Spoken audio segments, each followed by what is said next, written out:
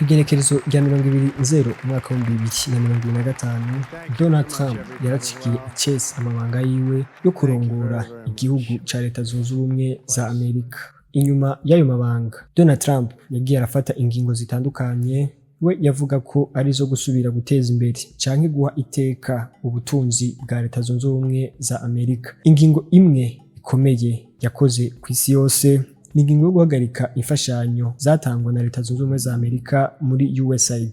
Usaid yafatwa ko ari ishirahamwe rya mbere riterera amafaranga menshi mu iterambere ry'abenegihugu kw'isi yose. Mu mwaka wa 2040, usaid yatanga imiliyaridi 41.37 y'amanyaburaya, ivyafatwa nk'ibice 42% vy'imfashanyo zigenewe abenegihugu kw'isi yose. Bamwe mu bakozwe ko cane no guhagarika izo mfashanyo muri usaid n'abasanzwe bagendana umugera wa sida. Kuva mu mwaka wa 2000, ishirahamwe usaid ryafatwa nk'aho ari ryo rya mbere kw'isi riterera bimwe biboneka mu kurwanya ikiza ca sida. Uno munsi imfashanyo zabo zahagaze, abagwayi b'umugera wa sida bari mu kangaratete. Imiliyoni 25 zarafashijwe kuva mu mwaka wa 2000 kugira ngo dushobore kurwanya umugera wa sida.